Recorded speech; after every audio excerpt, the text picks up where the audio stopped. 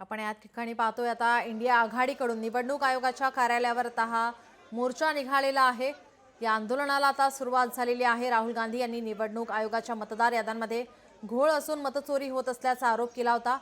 यावर आता इंडिया आघाडीच्या बैठकीमध्ये एकमत झालं आणि आता या मतचोरीच्या निषेधार्थ या ठिकाणी हा मोर्चा निघाला। आपले प्रतिनिधी चेतन ननावरे आपल्यासोबत जोडले। चेतन, काय अधिकची माहिती? निश्चितच नीलम, याआधीही आपण पाहिलं होतं की केंद्रीय विरोधी पक्षनेते राहुल गांधी यांनी पत्रकार परिषद घेत निवडणूक आयोगावर गंभीर आरोप केले होते आणि संपूर्ण देशभरामध्ये मतांची चोरी होते असा आरोप त्यांनी केलेला होता। यावर स्वतः निवडणूक आयोगाने आता राहुल गांधी यांना शपथपत्र सादर करण्याचे आदेश दिलेले होते। मात्र या नोटीस पूर्वी आता आपण पाहत आहोत राहुल गांधी यांच्या नेतृत्वामध्ये देशातील सर्व जे विरोधी पक्ष आहेत ते एकवटलेले आहेत आणि हा महामोर्चा आहे तो आता संसद भवनकडून जे निवडणूक आयोगाचं मुख्य कार्यालय आहे त्यावरती धडकताना पाहायला मिळतोय।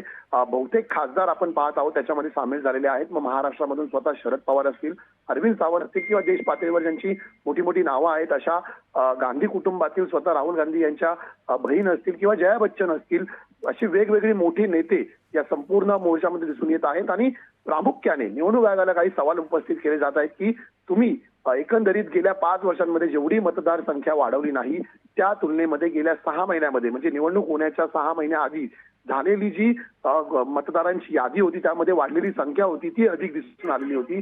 त्यामुळे या ठिकाणी बोगस मतदार नोंदणी झाल्याचा आरोप आहे तो राहुल गांधी यांनी केलेला होता। याशिवाय सीसीटीव्ही संदर्भात काही नियमांमध्ये फेरबदल आयोगाने केला, तो नेमका कुणाच्या फायद्यासाठी केला असाही सवाल राहुल गांधी यांनी उपस्थित केलेला होता। आणि या व्यतिरिक्त बऱ्याच प्रकारामध्ये निवडणूक घोषणा होत असताना कुठेतरी निवडणुकीचं नियंत्रण करण्याचं काम सरकारकडून केलं जात आहे अशी आरोप केला जात होता। काही ठिकाणी एकाच व्यक्तीने 3 ते 4 ठिकाणी मतदान केल्याचाही आरोप राहुल गांधी यांनी केलेला होता। परिणामी या आरोपांच्या संदर्भात आता सवाल उपस्थित करण्यासाठी राहुल गांधींच्या नेतृत्वामध्ये सर्व विरोधी पक्ष एकवटलेल्याचं पाहायला मिळतं आणि याच्यामध्ये मग स्वतः प्रियंका गांधी असतील किंवा मल्लिकार्जुन खरगे असतील हे सुद्धा मोर्चामध्ये सामील झालेलं पाहायला मिळते। परिणामी या सर्व आरोपांचं उत्तर आता निवडणूक आयोग कशा प्रकारे देणार आणि सत्ताधारी पक्षांवरती गंभीर आरोप होत आहेत तर सत्ताधारी पक्षाकडून मग महाराष्ट्रामध्ये भाजप असेल, शिवसेना असेल, राष्ट्रवादी असेल किंवा अगदी बिहारमधील असतील किंवा तमिळनाडूमध्ये असतील किंवा इतर चंद्रबाबू नायडू सारखे सगळे मित्र पक्ष आहेत ते काय या सवालांना उत्तर देतात हेही पाहणं महत्त्वाचं असेल। नक्कीच आपण जर पाहिले तर महाराष्ट्रामध्ये सुद्धा विरोधक आक्रमक पाहायला मिळत होते। या ठिकाणी आपण पाहिलं तर जितेंद्र आव्हाड असतील यांनी सुद्धा या ठिकाणी आरोप करताना आपल्याला पाहायला मिळत होते। वेबसाईटवरून जे निवडणूक आयोगाच्या वेबसाईटवरून महाराष्ट्र असो, बिहार असो, मध्य प्रदेश असो या ठिकाणी मतदार याद्या गायब केल्याचा त्यांनी पण सुद्धा आरोप केला होता। त्या संदर्भात काय सांगाल?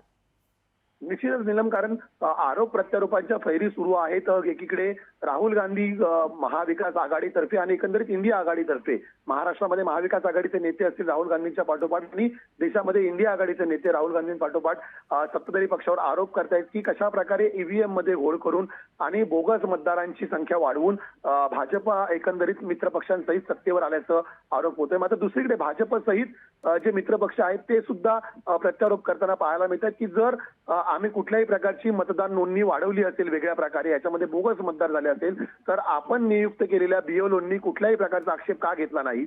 मग ती बिहारची मतदार यादी असेल किंवा महाराष्ट्रामध्ये झालेली निवडणूक असेल, या लोकसभा आणि विधानसभा निवडणुकीमध्ये काँग्रेस असेल किंवा महाविकास आघाडी असेल महाराष्ट्रामध्ये त्यांच्या कुठल्याही राजकीय पक्षांनी नेमलेल्या बीएलओंनी त्या ठिकाणच्या बूथवरती कुठल्याही प्रकारच्या बोगस नोंदणीचा आक्षेप घेतलेला नव्हता।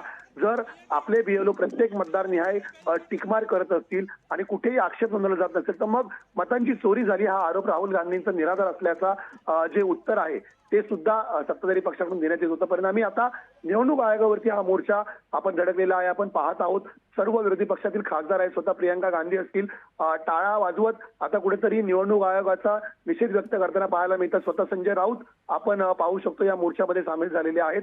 परिणामी आता या मोर्चामध्ये उपस्थित होणाऱ्या प्रश्नांना निवडणूक आयोग पत्रकार परिषद घेऊन उत्तर देणार का हाही एक प्रश्न आहे। दुसरीकडे सत्ताधारी पक्षातील महाराष्ट्रामधील आमदार असतील किंवा देशामधील खासदार असतील ते कशा प्रकारे उत्तर देत आहेत हेही पाहणं महत्त्वाचं असेल। नक्कीच आपण जर पाहिलं तर राहुल गांधी यांनी वोट चोरी विरोधामध्ये एक नवी वेबसाईट सुरू केली होती ज्यामधून ज्या मोहिमेतून या आंदोलनामध्ये सहभागी होण्याचं त्यांनी आवाहन सुद्धा केलं होतं।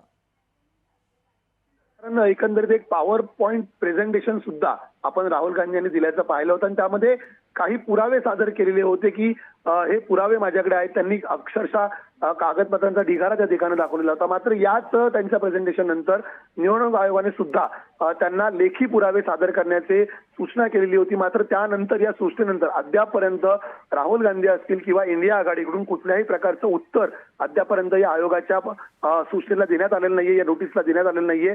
परिणामी हा मोर्चा तर इंडिया आघाडीकडून काढला जातोय, मात्र कागदपत्री काही पुरावे ते निवडणूक आयोगाला या मोर्चानंतर सादर करणार का याकडे आपलं लक्ष असेल. नीलम.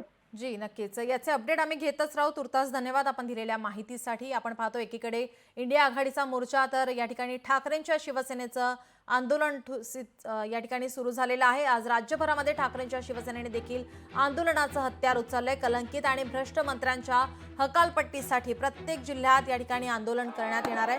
अगदी आता या ठिकाणी आपण पाहतोय या आंदोलनाला सुरुवात झालेली आहे. छत्रपती संभाजीनगरमधील आपण ही दृश्य पाहतोय. आपले प्रतिनिधी आपल्यासोबत जोडले गेलेले आहेत.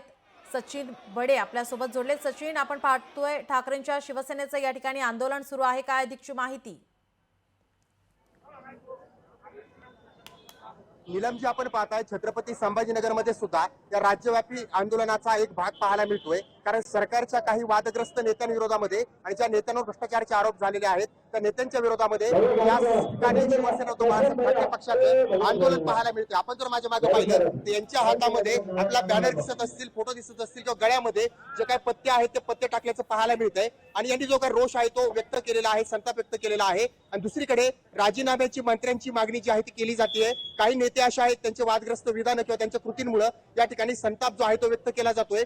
विरोधी पक्षनेते अंबादास दानवे ते स्वतः या आंदोलनामध्ये सहभागी झालेले आहेत आणि या आंदोलनाचं भव्य स्वरूप, मोठं स्वरूप जे आहे या ठिकाणी पाहायला मिळतंय. त्यामुळे मोठ्या संख्येमध्ये शिवसेना, उद्धव बाळासाहेब ठाकरे पक्ष जो आहे तो ताकदीने या ठिकाणी उतरलेला आहे आणि त्यांनी या आंदोलनामध्ये आपली ताकद दाखवण्याचा प्रयत्न केलेला आहे. दादा, काय सांगाल? एकीकडे जे आंदोलन आहे तीव्र स्वरूप राज्यभरामध्ये पाहायला मिळतंय. शिवसेना, उद्धव बाळासाहेब ठाकरे पक्ष आक्रमक झालाय. बिलकुल आक्रमक आहे. शिवसेना आणि आक्रमक एकच नाव आहे दोन्ही. पण ते कलंकित मंत्री या राज्यात काम करतात. त्याला मुख्यमंत्री, दोन्ही उपमुख्यमंत्री संरक्षण देत आहेत. मंत्र्यावर भ्रष्टाचाराचे आरोप आहे. मंत्री विधिमंडळात रम्मी खेळतात. मंत्री चड्डी बन्यांवर सिगरेट ओढत मोठमोठ्याचे खोके दाखवतात. मंत्री डान्स बार चालवतात. मंत्री खुलेआम जादूटोणा करतात. आणि मग हे कलंकित मंत्री आहेत ना, आपण यांच्यावर कारवाई व्हावी. दुसरीकडे कारवाई होत असताना राजीनामे घेतले जात नाही, तर राजीनाम्याची मागणी आहे का तुमची? मग त्यांना मंत्रिमंडळात काढा, हीच मागणी आहे ना आमची. कलंकित मंत्र्यांना मंत्रिमंडळातून काढा. तुम्ही जे काही बॅनर धरले हातामध्ये, ज्यामध्ये कार्टून दिसतात, त्या कार्टून मध्ये हे कोण कोण आहेत आणि हे नेमकं बनवा बनवी एक मराठी चित्रपट होता त्याचं तुम्ही प्रत्यक्षात दाखवताय? बनवा बनवी पिक्चर महाराष्ट्रात होऊन गेला. तो पिक्चर बघितला असेल तर मला असं वाटतं त्यांना हे कळेल. याचे निर्माता, दिग्दर्शक आणि संवाद आहे राज्याचे मुख्यमंत्री आणि दोन उपमुख्यमंत्री यांचे संवाद. तुम्ही ऐका, कारवाई करू, शिस्त ठेवावी लागेल, शिस्तीचा बडगा उभं. यानंतर सण हे संवाद याच्यामध्ये. याच्यात कलाकार आहे संजय नोटावाले, रमीराव ढेकळे, जो काही डान्स बारवाले, त्याच्यानंतर आघोरी जादूवाले आणि गुलाबी महाजन. बरं, हे कार्टून दाखवलंय, चित्र दाखवण्याची परिस्थिती म्हणजे राज्यात ही अशी निर्माण झाली आहे का? झालेलीच आहे. ही स्थिती निर्माण झालेलीच आहे, म्हणूनच आम्हाला हे करावं लागतं. आपण या ठिकाणी पाहता अशा प्रकारचे कार्टून लावलेले आहेत आणि त्यानंतर एक कुठेतरी राजीनाम्याची मागणी केली जाते. मंत्रिमंडळ बरखास्त करावं अशी देखील मागणी जी आहे ती या ठिकाणी केली जाते. रोष व्यक्त केला जातोय, संताप व्यक्त केला जातो आणि स्वतः विरोधी पक्षनेते अंबादास दानवे आंदोलनामध्ये सहभागी झालेत आणि त्यांनी या आंदोलनाला यशस्वी करण्यासाठी कार्यकर्त्यांना घेऊन राज्य सरकारमधील नेत्यांची राजीनाम्याची मागणी केलेली आहे. नीलम जी नक्की, याचे अपडेट आम्ही तुमच्याकडून घेतच राहू. तुर्तास धन्यवाद आपण दिलेल्या माहितीसाठी. लोकशाही मराठी ऐका, पहा, जागरूक रहा.